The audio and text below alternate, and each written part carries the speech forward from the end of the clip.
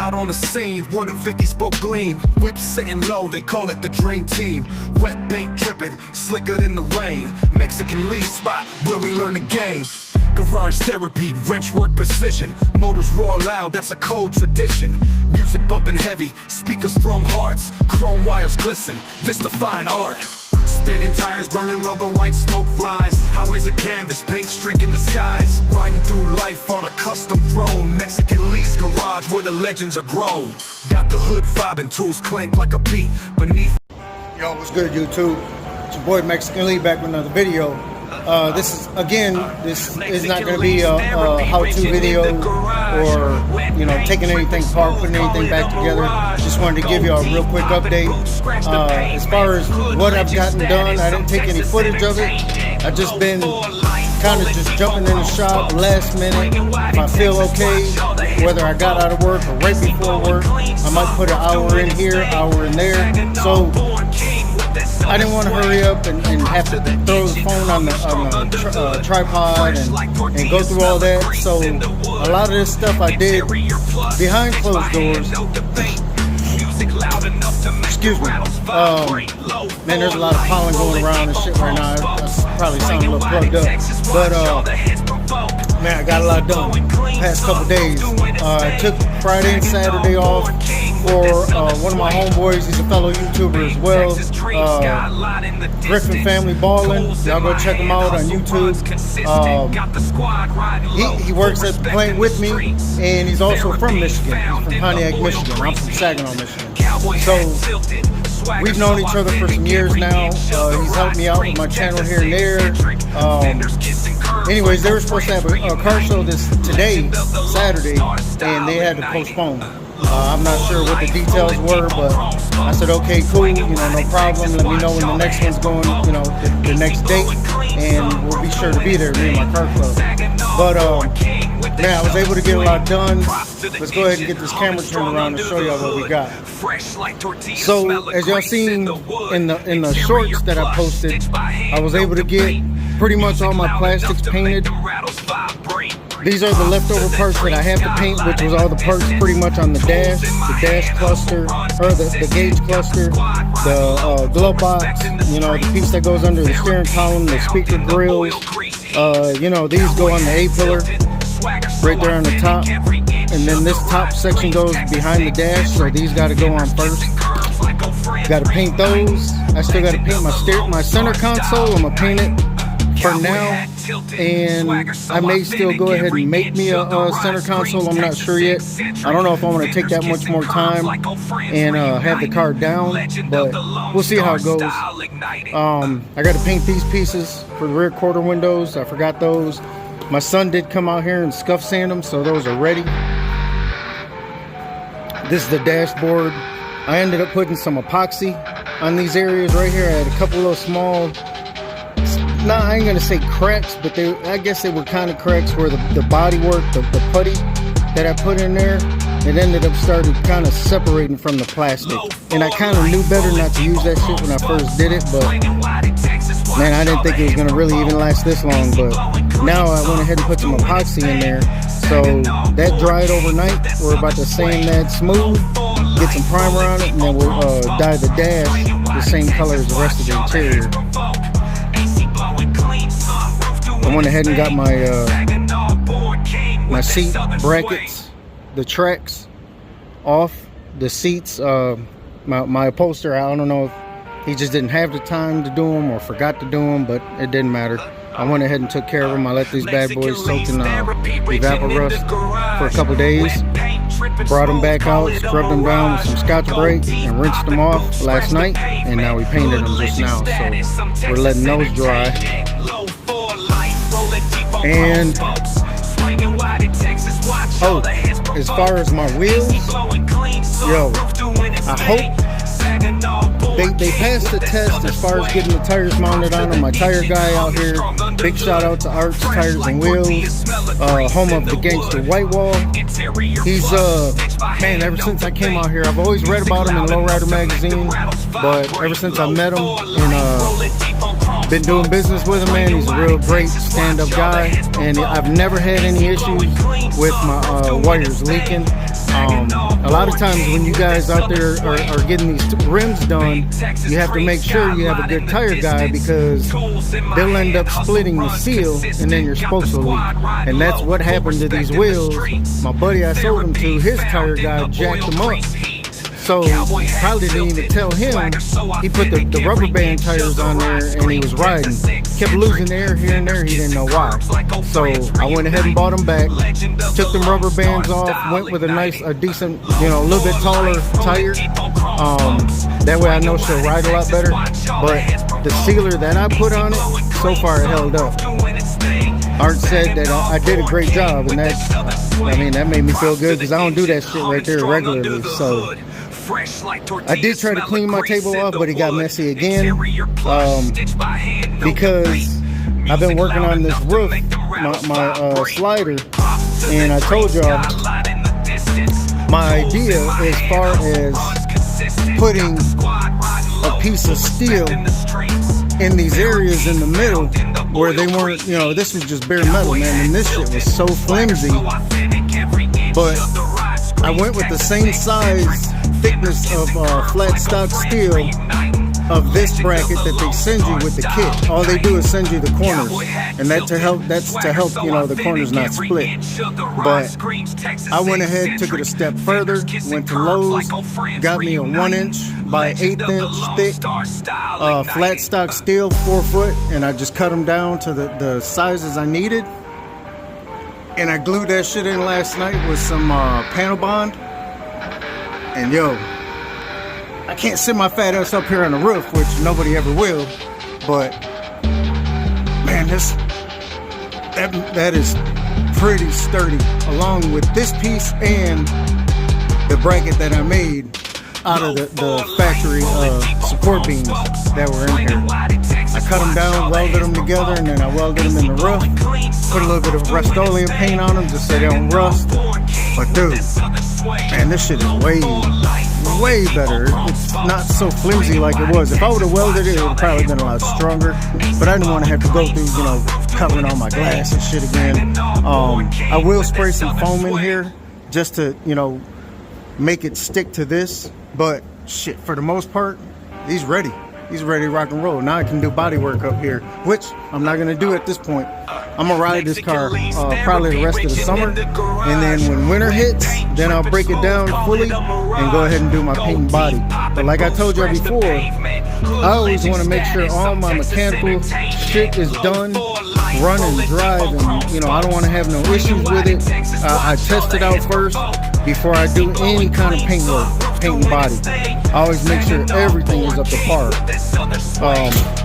I used to do it like that back in the day, where I would hurry up and paint my car, and then I would take it in and get the interior done. Then I'd bring it home, put all my system in it, and then by the time I was done, I had a wrench fall under the hood and hit a fender and chip it, or the interior guys would put a little scratch or get their glue on the paint. It was easy fixes. But if you have candy, back in the day, that's all I used to shoot was candy, House of Colors candy. And for those that do that kind of paint, y'all know you have that base color underneath, silver, gray, whatever color base you want to put underneath. Then you have the tinted candy, the clear. Man, you chip that candy and you see that base coat underneath, you can't just sand that little spot and do a blend. Some guys can. I wasn't able to. But some guys can. Shout out to them. But shit. This go around, now that I'm older and I'm not trying to do that much more work, I'd rather do this, build it this way, have all my wires ran, my extra fuse box, the AC box, the engine, everything under the hood. Now, when I'm ready to paint, all I have to do is just really mask everything off. And that's easy. It might take a little while, a day or two, for me to mask everything off, but once it's said and done, all I gotta do is shoot my sealer, my color, my clear, and bam, I'm done. I won't have to worry about getting under the hood unless I want to maintain it, of course. But I won't have to do any mechanical shit. I won't have to do any wiring. I won't have to do any of that. Yeah. So, and we'll knock on some wood, but as a matter of fact, knock on some wood. But yeah, man, everything in the trunk is ready to go. She's ready. So what I'm gonna do now is I'm gonna clean the roof, you see where I still, had some of the marks where I was marking all the dings, dents, and all that from the hail. I'm gonna go ahead and wipe this down with thinner up on the roof. It will take some of the paint off, but I do not care. I just don't want to have these little pink circles all around. We're gonna wipe that down. Then I ordered some butyl tape strips. Well, not even strips, they come in a roll. I have it put up somewhere around here, but I do still kind of have shit everywhere. So y'all bear with me. But see, I think this is it right here, actually. But what I'm gonna do is I'm gonna go with around all the strips, the 4 strips that go around that hold the roof in, and I'm gonna go on with it with this butyl tape. Attach it on that, and then go ahead and suck the metal down. This right here. This is gonna be perfect. That way it's not super thick, and it won't leave such a mess. When I do get ready to break this thing down for paint, I'll be able to just maybe go in there with a screwdriver or something. It won't dent the body because I have that reinforced steel underneath. But that butyl tape, with it being so thin, it might be a little messy, but I'll be able to get that shit off. This tape, this cheap foam tape that I bought, man, I'm throwing that shit away. Nah, not really. I could probably use this for something. So I always do that shit. I say I throw it away, but I end up using it somewhere. But we're gonna go ahead and get this frame put back in once I clean the roof. Get it squared, drop it in. Then I'll bring my headliner back outside, and I'll go ahead and measure all the way around where I need to. Cut the hole, trim it, make sure it gets up there and fits. And from that point, I may go ahead and start putting the plastics in, the carpeting, all that good stuff. And then shit, those to pretty much be ready. I went ahead early this morning. I got up and loaded the rims up and the tires, dropped them off to Art. When I left his house, I went to my upholster's house, dropped off the seatbelt material, and I forgot my seats because I told you that the headrests were a little off center, but he says no problem. When I'm ready to go pick up the seatbelts, bring the seats to him, and all he's got to do is just make an adjustment, and they'll be A1. Bam. It'll be A1. So I'm not even tripping about that. I want them fixed. I'm not just gonna hurry up and throw them in the car with crooked ass headrests. But y'all get the idea. So I got my backup camera. I still need to wire up. They sent me 2 of them. One didn't work. The second one they sent me was used. So finally I wrote the company again, and they sent me out a brand new one. It was here the next day. Probably cheap, I'm sure, but I got a cheap radio in there anyways. Clarion. I just want to be able to have, and the thing is on the newer cars, of course the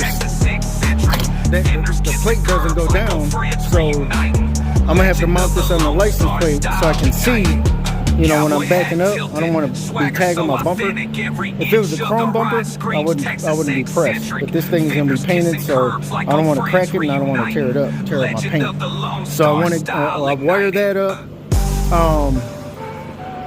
I am going back through all my wiring as far as my alarm. I'm gonna clean a lot of this stuff up and make it really easily accessible.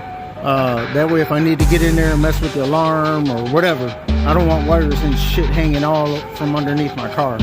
So that's gonna be on the list too, as far as getting that fixed. But like I said, with the center console, I'm gonna go ahead and dye it for now, and then figure out a way about either building one, or I might even make a template of that one because of it already fits inside the seats. I might go a little bit wider, and then that way I can gauge. I don't need the glove box that's in it. I don't need it so big, so I'll probably go half size. As long as I can put my firecracker in there, I'm good. But I want to be able to have 2 cup holders, at least one. But I bought 4 just in case. I end up making a little console for the back, so I'll have extra cup holders, and they have white lights in them. My switches, they're already right here. These have white lights, so I'll mount those in the center console.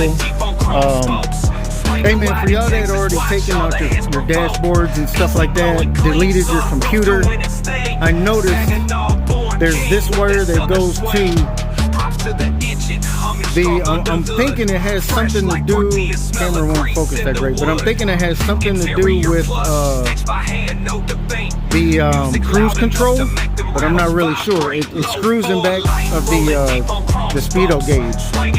And then, let me get on that side, make it a little bit easier for y'all to see. Because if y'all know, man, tap in either in the comments section or shoot me an email and let me know if there's a way I could take these wires out. Of course, I need this one for my speaker wires, but these plugs, I'm not using anymore. There's never ever going to be a computer put back in here, so I would love to take this harness out. So I will be unwrapping this and seeing where all those wires go, and I'd love to see if I could delete them. I don't want all this extra shit under my hood, but yeah, man. Ghost gonna be out here pretty soon. I give it another probably week or so. Everything will be put back together. I'm gonna take my time. What else? I think that's it for a quick update on Ghost, man. And then I showed y'all before how I repurposed some heater hose to cover all my wires, my main wires. Especially for the music, them big thick gauge wires going through them holes. I opened them up more, and then I did put kill mat around them so the edges weren't so sharp. But I love the way that stuff came out, and it protects the wires. These are what I have for the grounds. They're waterproof grommets that you put the hole in the floor, and then you put the nut on the opposite side, screw it down, and as the wires go through, they crimp down on the wire, and that's what makes your watertight seal. I did that on both. The ground for the big amp and then the ground for the small amp. And then they both right straight directly to the frame underneath the car. So I don't never have to worry about them wires getting chafed and cut and getting messed up. But dude, I love this. I love the way I kind of figured that out. Man, that metal barely moves. It moves a little bit, of course. But it's way better than how it was. It's super flimsy. So let me look around the shop. I got shit everywhere, but I think that's it for a quick update on Ghost, man. I still have it on jack stands because I haven't got underneath the car to seam seal where I put my patches. I will be cleaning that up with the wire wheel. I'll seam seal it, let it dry, and then I'll spray some probably just some Rust-Oleum white paint underneath there for the meantime, just so it gives it some kind of coverage, that way it doesn't rust. But that's about it, man. I think that's all I have for Ghost. Let me see. Yes, that's it. I don't know if y'all seen my short, but I had some strips, all these trim pieces. You see mine are all beat up. The hell, just beat these things to shit, man. Look at that. So the 3-piece back window trim, the door pieces, these are all beat up as well, all dinged up, dented up from the hail. I did put new rubbers in them, new door sweeps on both sides. So this one will be coming back off. I'm about to tell y'all what I did. But I also was able to get this one, the 3-piece windshield trim from a great businessman. His name is Mike Johnson. Yeah, I believe his name was Mike Johnson, out in Twining, Michigan.